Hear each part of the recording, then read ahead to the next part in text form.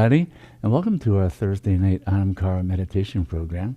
With all my heart, with all my love, I welcome you to our program this evening. So thank you for joining us.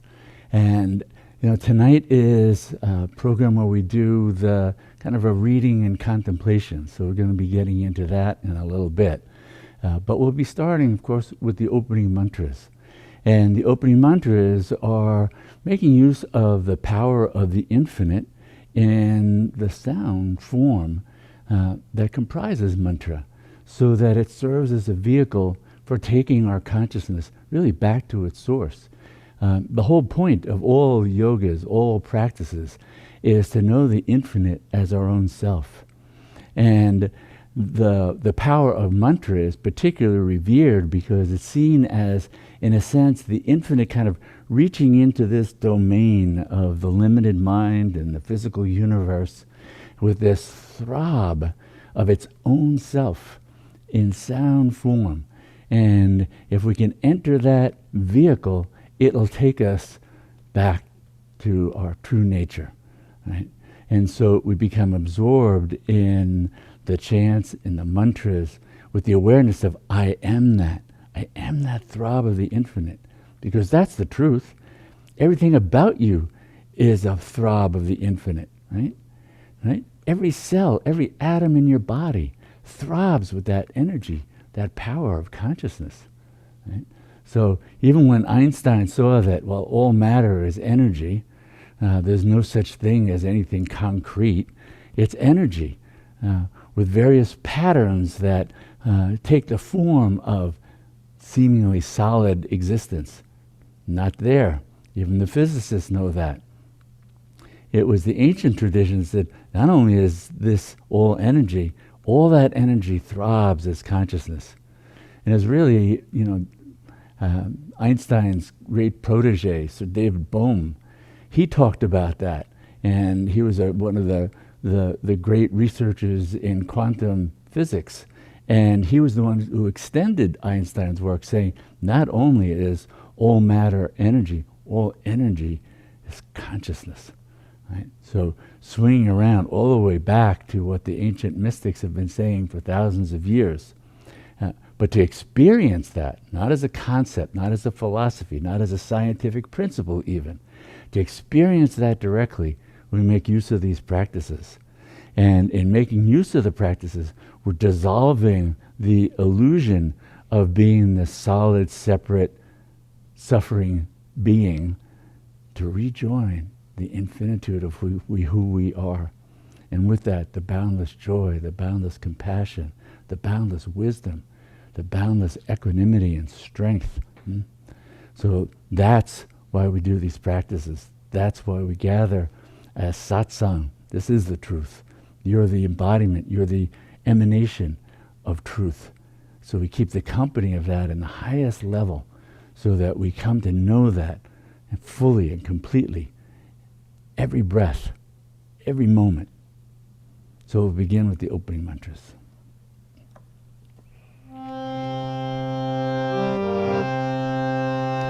Shri Mata Kali Devi Ki Jai Gajananam Bhutta Ganari Sevitam Tapita Jambo Palacharu Bhakshanam Umasutam Shokam Vinashakarakam Namami Vigneshwara Parapankajam Shri Ganeshaya Namaha Shri Ganeshaya Namaha Shri Ganeshaya Namaha Om Purnamada Purnamidam Purnat Purnamudachyate Purnasya Purnamandaya Purnameva Vashishyate. Om Shanti Shanti Shanti. Shrimati Kali Mahadevi Ki Jai.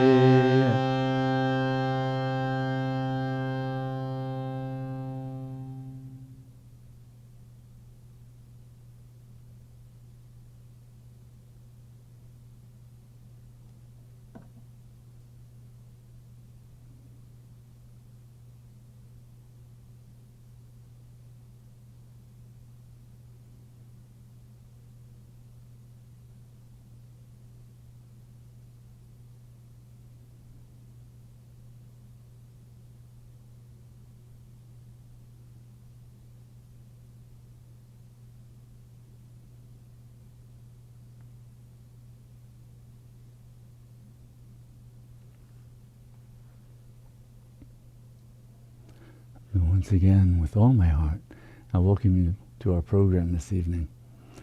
So tonight, we're going to get into a reading, and the reading I've chosen is from a book on karma yoga.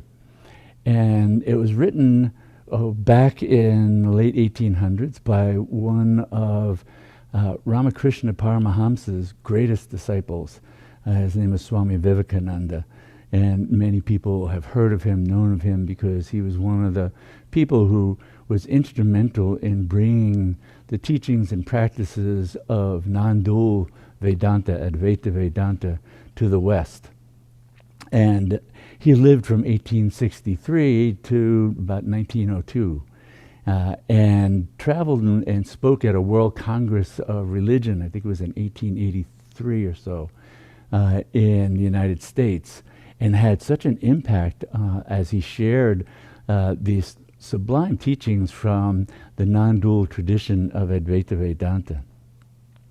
And you know, remembering that when we're talking about yoga in terms of even karma yoga, all of yoga is about coming to know the infinite as our own self. Yoga is a marga, a means, a path to liberation, to radical freedom, the state of knowing the truth of who we are, which is beyond everything that the mind knows and can know. Right? This is really important. The mind can't know that. The mind is a limited instrument. It's the little cup. The ocean is the infinite. The cup can hold a little bit, but it can't hold the ocean. The ocean can hold the cup, right? So the cup, the little sort of container of consciousness we call ourself in a limited eye awareness, is just this tiny drop of the infinite. And so yoga, including karma yoga, is about coming to know the infinitude of who we are and seeing that in all times, in all places. So when Vivekananda was talking, and he was talking about one who is caught in bondage, caught in that limited identification. And he says, he has forgotten his infinite nature, and his whole idea is confined to these little joys and sorrows and heart jealousies of the moment. He thinks that this finite thing is the infinite. And not only so, he will not let go of this foolishness. He clings on desperately to the thirst for life. It's called Trishna. And what the Buddhists call Tanha and Trisa. There may be millions of kinds of happiness and beings, laws and progress and causation, all acting outside of the little universe that we know. And after all, the whole of this comprises but one section in our infinite nature. So our infinite nature is encompassing all, including whole other domains and realms of being and knowing, right? Now, to acquire freedom, we have to get beyond the limitations of the universe, Vivekananda writes. It cannot be found here. Perfect equilibrium, or what the Christians call the peace that surpasseth all understanding, cannot be had in this universe, nor in heaven, nor in any place where our mind and thoughts can go, where the senses can feel, where what the imagination can conceive. No such place can give us freedom, because all such places are still within our universe, and it is limited by space, time, and causation. Causation is the law of karma. There may be places that are more ethereal than this earth of ours, where enjoyments may be keener, but even those places must be in the universe, and therefore in bondage to the law of karma. So we have to go beyond, and real religion begins where this little universe ends. These little joys and sorrows and knowledge of things end there, and the reality begins. Until we give up our thirst for this life after life, the strong attachment to this our transient, conditioned existence, we have no hope of catching even a glimpse of the infinite freedom beyond. So it stands to reason then that there is only one way to attain the freedom which is the goal of all the noblest aspirations of humanity, and that is by giving up this little self, this little life, giving up this little universe, giving up this earth, giving up heaven, giving up the body, giving up the mind, giving up everything that is limited and conditioned. If we give up our attachment to this little universe of the senses and the mind, we shall be free immediately. The only way to come out of bondage is to go beyond the limitations of law, to go beyond causation, the law of karma. But it is a most difficult thing to give up that clinging to this universe. Few ever attain to that. And there are two ways to do that mentioned in our books. One is called neti, not this, not this. The other is called iti, this. The former is the negative, and the latter is the positive way. The negative way is the most difficult. It is only possible for those who are very highest exceptional minds and gigantic wills, who simply stand up and say, no, I will not have this, and the mind and the body obey their will. And they come out successful. Such people are very rare. The vast majority of humanity chooses the positive way, the way through the world, making use of all the bondages themselves to break those very bondages. This is also a kind of giving up, only it is done slowly and gradually by knowing things, enjoying things, and thus obtaining experiences, and knowing the nature of things until the mind lets them all go at last and becomes unattached. The former way of obtaining non-attachment is by reasoning, and the latter is through work and the experience in the world. The first is the path of jnana yoga, and it is characterized by the refusal to do any work. The second is that of karma yoga, in which there is no cessation from work. Well, everyone must work in the universe.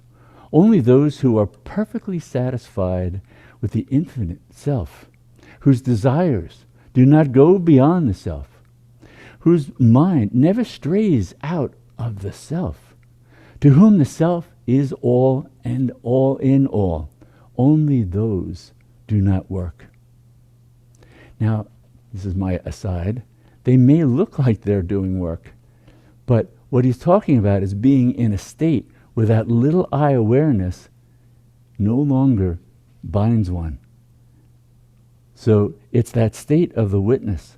It's the state of sahaja samadhi, living samadhi, where that limited I awareness that catches us as I, me, mine, doesn't catch the consciousness of that individual.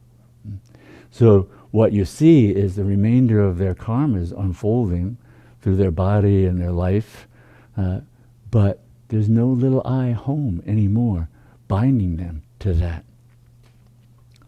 So unless one is in that state, he says, the rest must work. A current rushing down of its own nature falls into a hollow and makes a whirlpool. And after running a little in that whirlpool, it emerges again in the form of a free current to go on unchecked. Each human life is like that current. It gets into the whirl, gets involved in this world of space, time, causation, whirls around a little, crying out, my mother, my father, my brother, my name, my fame, I have this, I have that, and so on, and at last emerges out of it again and regains its original freedom. The whole universe is doing that, whether we know it or not. We are conscious or unconscious of it. We are all working to get out of the dream of the world of work, and man's experience in the world is to enable him to get out of its whirlpool. So what is karma yoga? It's the knowledge of the secret of work. We see that the whole universe is working. For what? For salvation, for liberty, for freedom. From the atom to the highest being working for one end, liberty for the mind and body, for the spirit. All things are always trying to get free. Flying away from bondage. The sun, the moon, the earth, the planets, all are trying to fly away from bondage. The centrifugal and centripetal forces of nature are indeed typical of our universe. Instead of being knocked about in this universe, and after long delay and thrashing, getting to know things as they are, we learn from karma yoga the secret of work, the method of work, for the organizing power of work. A vast mass of energy may be spent in vain if we do not know how to utilize it. Karma yoga makes a science of work. You learn by it how best to utilize all the workings of this world. Work is inevitable. It must be so, but we should work to the highest purpose. Karma yoga makes us admit this world is a world of but 5 minutes, that it is something we have to pass through, and that freedom is not here, but is only to be found beyond. To find the way out of bondage to the world, we have to go through it slowly and surely. There may be those exceptional persons about whom I just spoke, those who can stand aside and give up the world as a snake casts off its skin and stands aside and looks at it. There are no doubt these exceptional beings, but the rest of humanity has to work and to go slowly through the world of work. Karma yoga shows the process, the secret, the method of doing it to the best advantage. So what does it say? Work incessantly, but give up all attachment to your work. Do not identify yourself with anything. Hold your mind free. All this that you see, the pains and the miseries, are but the necessary conditions of this world. Poverty and wealth and happiness are but momentary. They do not belong to our real nature at all. Our nature is far beyond misery and happiness, beyond every object of the senses, beyond the imagination, and yet we must go on working all the time. But misery comes through attachment, not through work. Misery comes through attachment, not through work. It's our attachment that gets us identified with the actions, and that gives rise to suffering, right? So as soon as we identify ourselves with the work we do, we feel miserable. But if we do not identify ourselves with it, we do not feel that misery. If a beautiful picture belonging to another is burnt, a person does not generally become miserable. But when his own picture is burnt, oh, how miserable he may feel. Why? Both are beautiful pictures, perhaps copies of the same original. But in one case, very much more misery is felt than in the other. It is because in one case, the person identifies himself with the picture and not in the other. This I and mine cause the whole of misery. With the sense of possession comes selfishness, and selfishness brings on misery. Every act of selfishness or thought of selfishness makes us attached to something, and immediately we are made slaves. Each wave in the chitta is the mind stuff, right? Consciousness. Each wave in chitta that says I and mine immediately puts a chain around us and makes us slaves. And the more we say I and mine, the more slavery grows, the more misery increases. Therefore, Karma Yoga tells us to enjoy the beauty of all the pictures in the world, but not to identify ourselves with any of them. Never say mine. Whenever we say a thing is mine, misery will immediately come. Do not even say my child in your mind. Possess the child, care for the child, but do not say mine. If you do, misery will come. Do not say my house, do not say my body. The whole difficulty is there. The body is neither yours nor mine nor anybody's. These bodies are coming and going by the laws of nature, but we are free standing as a witness. So he's talking about witness consciousness. He's talking about that we he's really speaking of is what is our boundless nature as the infinite one. This body is no more free than a picture or a wall. Why should we be attached so much to a body? If somebody paints a picture, he does it and passes on. Do not project the tentacle of selfishness. I must possess it. Because as soon as that is projected, misery begins. So Karma Yoga says, first destroy the tendency to project this tentacle of selfishness. And when you have the power of checking it, hold it in and do not allow the mind to get the ways of selfishness. Then you may go out into the world and work as much as you can. Mix everywhere. Go where you please. You will never be contaminated. There is the lotus leaf in the water. The water cannot touch and adhere to it. So you will be in the world. This is called vairagya, dispassion or non-attachment. And I believe I have told you that without non-attachment, there cannot be any kind of yoga. Non-attachment is the basis of all yogas. The man who gives up living in houses, wearing fine clothes, and eating good food, and goes into the desert may still be the most attached person. His only possession, his body, may become everything to him. And as he lives, he will simply struggle for the sake of his body. Non-attachment does not mean anything that we may do in relation to the external body. It is all in the mind. Detachment, dispassion, vairagya. These are states of mind. The binding link of I and mind is in the mind. If we have not this link with the body and with things of the senses, we are non-attached wherever and whatever we may be. A man may be on a throne and perfectly non-attached. Another man may be in rags and still very much attached. First we have to attain the state of non-attachment and then to work incessantly. Karma Yoga gives us the method that will help us in giving up all attachment, though it is indeed very hard. Here are the two ways of giving up all attachment. The one is for those who do not believe in God or in any outside help. They are left to their own devices. They have simply to work with their own will, with the powers of their mind and discrimination, saying, I must be non-attached. But for those who believe in God, there is another way, which is much less difficult. They give up the fruits of work to the Lord, to God. They work and are never attached to the results. Whatever they see, feel, hear, or do, it is for Him. For whatever good work we may do, let us not claim any praise or benefit. It is the Lord's. Give up the fruits to Him.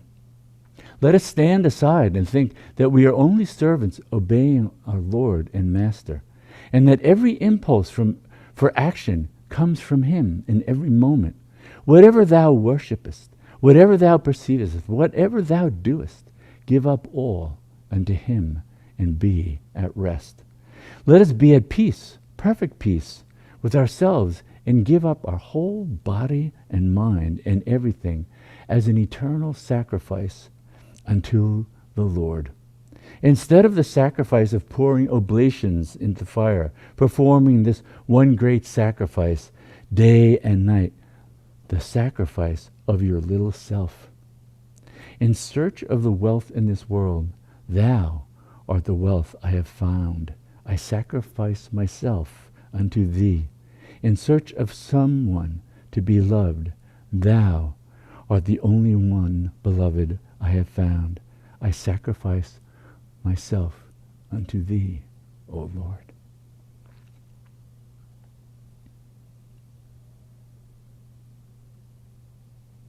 In search of wealth in this world, thou art the only wealth I have found. I sacrifice myself unto thee. In search of someone to be loved, I sacrificed myself unto thee. Thou art the only one, beloved, I have found.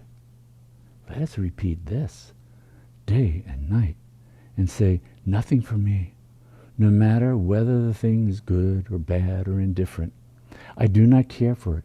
I sacrifice all unto thee. Day and night, let us renounce our seeming self until it becomes a habit with us to do so, until it gets into the blood, the nerves, the brain, the whole body is every moment obedient to the idea of self-renunciation. Go then into the midst of the battlefield with the roaring cannon and the din of war, and you will find yourself to be free and at peace. This is the essence of karma yoga. That complete detachment, that complete offering, everything in service to the divine, in love for the divine. Until we come to know that the divine is our own self, our own being, and all that is. And that call to duty, to action, it so disturbs the mind. And even Dharma as that call can be disturbing. It's one of the images that comes to us from Buddha sitting under the Bodhi tree and being confronted by Mara, sort of the elusive power of the ordinary consciousness. And one of the things, the final things that he tries to tempt Buddha to give up his endeavor to have complete freedom, right? He says, wait a minute, it's your dharma, you're a king. Your dharma is to serve the people. Your dharma is to take care of the kingdom. And if Buddha had become identified with that, he'd have lost that state. He'd have given up. So even dharma, the call of dharma, we step back from. Think about how often in meditation one is sitting there and dharma comes up, right? Meaning the dharma of being a husband or a wife, or the work in the world, or a mother or a father. The to-do list that can be in perfect accord with dharma. But now we're identified with having to do and do and do and do.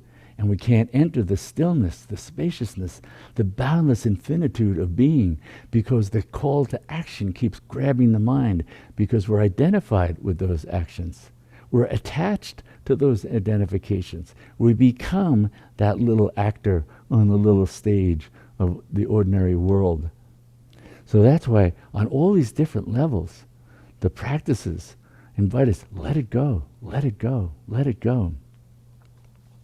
And part of that is also then played out in the Tantra tradition of Kundalini Shakti. Brings us to that awareness of seeing all as the unfolding, in fact, of the divine. That the infinite in the form of the power of creativity, right, takes on all these forms. Every thought arising, we can step back and witness and watch as just the play of the infinite power of creativity of our infinite being. So the witness that's watching is our Shiva nature. What's he watching? His inseparable beloved playing at creating the entire universe, which includes the mind, the thoughts, the body, the sensations, the sitting in a chair, the breathing, everything. Everything is that play. So if we enter that witness state and just watch, we're watching with detachment. But what comes in with detachment? Because as we let go of the limited identification, we're opening that expanded field of consciousness.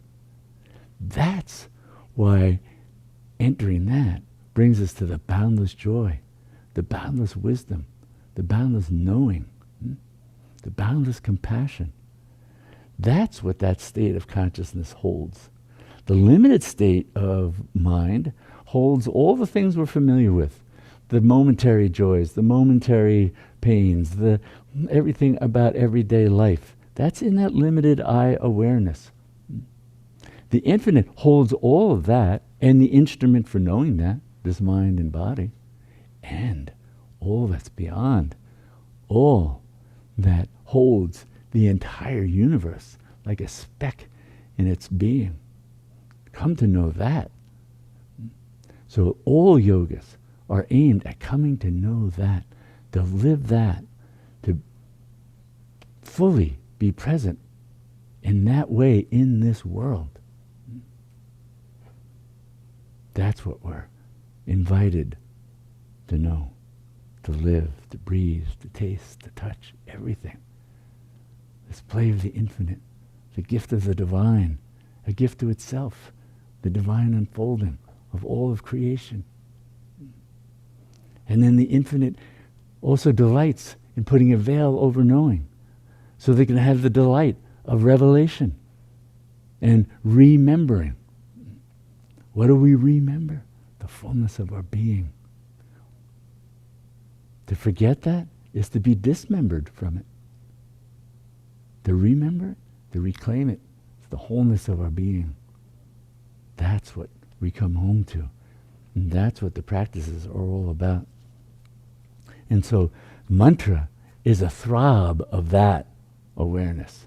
Mantra is Shakti, the power of consciousness to play as all these different forms, to play as ignorance, to play as revelation, to play as the boundless consciousness holding it all at all times. Beyond anything, the mind in its wildest imagination, it could be on the wildest of drugs. It'll still never get there. It's beyond, beyond. Like Buddha said, gate, gate, paragate, parasamgate, bodhi, swaha. Gone, gone, gone beyond, completely beyond. Hail the goer. That's you. That's your true nature. So even while the mind and the body have their karmas that will play out in this life, we can simultaneously know the infinitude of being. And out of that, have the boundless compassion and patience to pour over this worldly existence and all the suffering beings within it. We bring that boundless compassion and love, kindness, and wisdom into this world.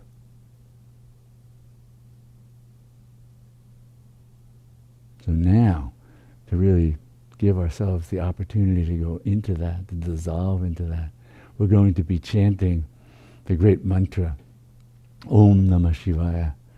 I bow to Shiva. Shiva is the auspicious one. I bow to the infinite one. And we do that with the awareness of, I am that. It's the mind bowing to its source. It's the mind bowing to the Lord of the infinite universe, our true self. Om Namah Shivaya. Om Namah Shivaya. Shivaya Nama Om. Shivaya Nama Om. I bow to that. And then dissolve the mind in that awareness of I am that. I'm the mantra. I'm the throb of the infinite. I'm what's beyond mantra. I'm the stillness out of which mantra arises and into which it dissolves. I am all that and beyond. Beyond all words, all sounds, all forms, everything. And to that, know that. That's the freedom. That's the freedom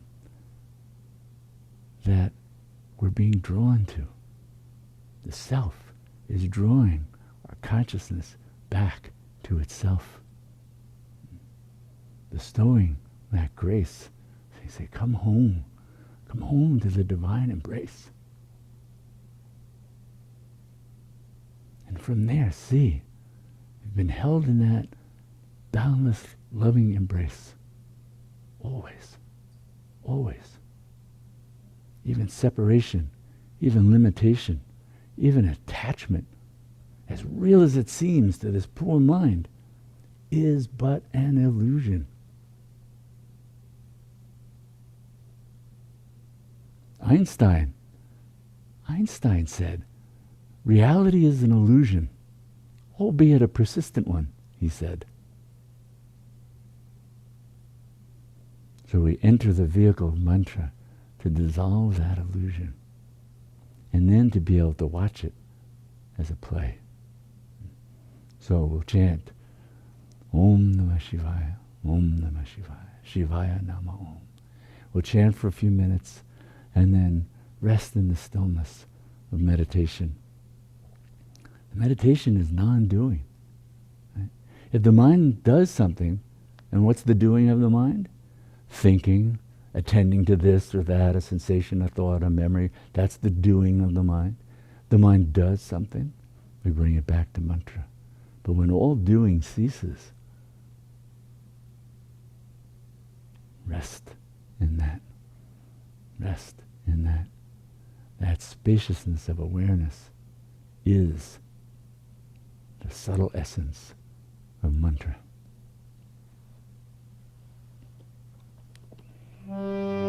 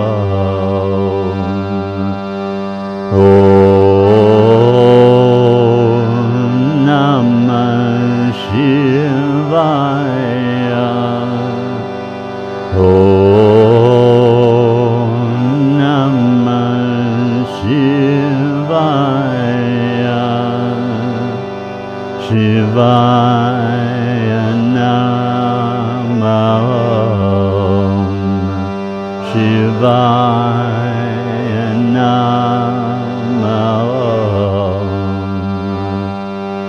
Om Namah Shivaya. Om Namah Shivaya. Shivaya Namo. Shivaya Namo. Om Namah Shivaya. Om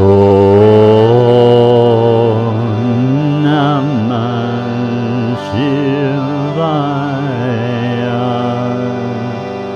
Shivaya Namo. Shivaya Namo. Om Namah Shivaya. Om Namah Shivaya. Shivaya Namo. Shivaya Namo. Om Namah Shivaya. Om Namah Shivaya. Shivaya Namo. Shivaya Namo. Om Namah Shivaya. Om Namah Shivaya. Shivaya Namo. Shivaya Namo. Om Namah Shivaya. Om Namah Shivaya. Shivaya Namo. Shivaya Namo. Om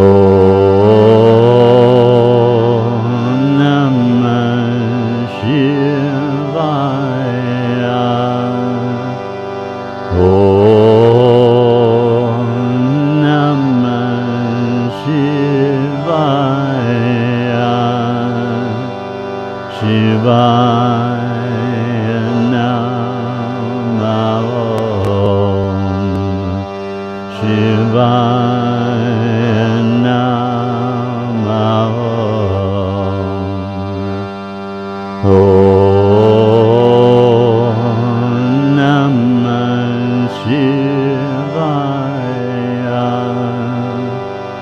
Om Namah Shivaya. Shivaya Namo.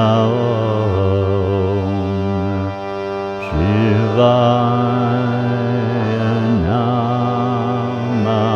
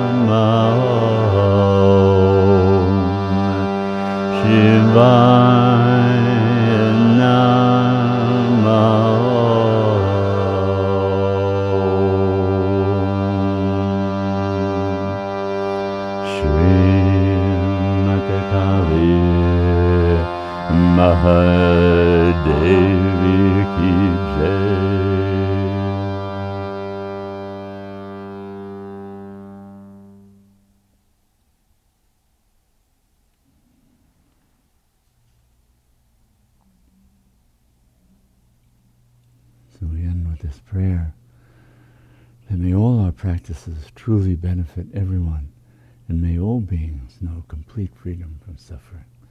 Namaste.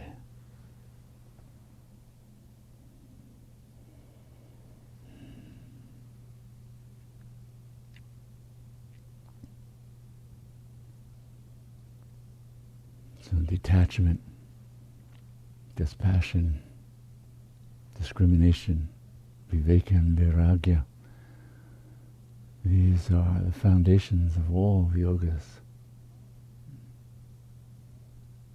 And cultivating the mind so that it adheres to that wisdom, stays true to yourself, that it walks the truth of yourself into this world. Your boundless love, your boundless wisdom, your boundless compassion, your unshakable equanimity, and your infinite strength. Come home to that, and let that then inform the karma yoga that the mind and body engages in, the selfless service of others. That all through the day we're engaged in that, dedicating every breath, every thought, let it be in service, let it be in love, let it be an offering to God.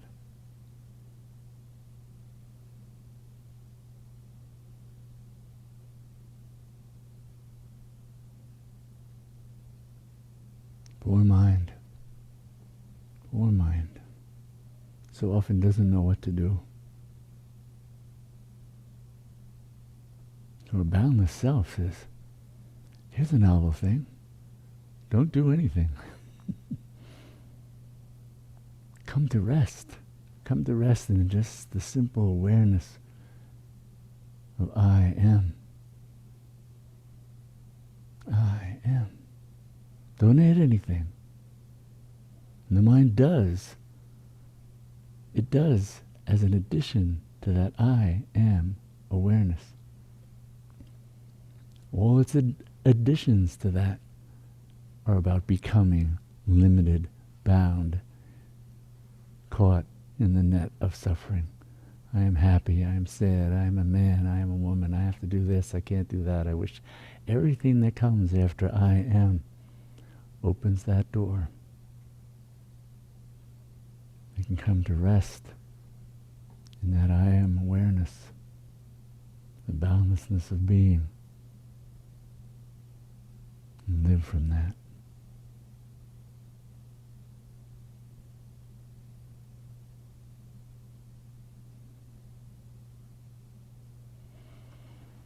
So thank you all for coming this evening and bringing your divine self, the power of your practices, the power of your commitment. Thank you for being people who do these contemplations, who run this kind of awareness through their minds, transforming mind and actions, and bringing that into the world, wherever you live, wherever you act, whatever you do. Thank you. Thank you. And thank you for all the ways that you help to support Anamkara and our endeavors to serve everyone by just making these ancient, eternal truths available to everyone. So thank you for your support. Thank you for sharing our offerings through the YouTube channel and the Anamkara e-newsletter and passing them on to others. Thank you. And then I look forward to seeing you next week. Namaste.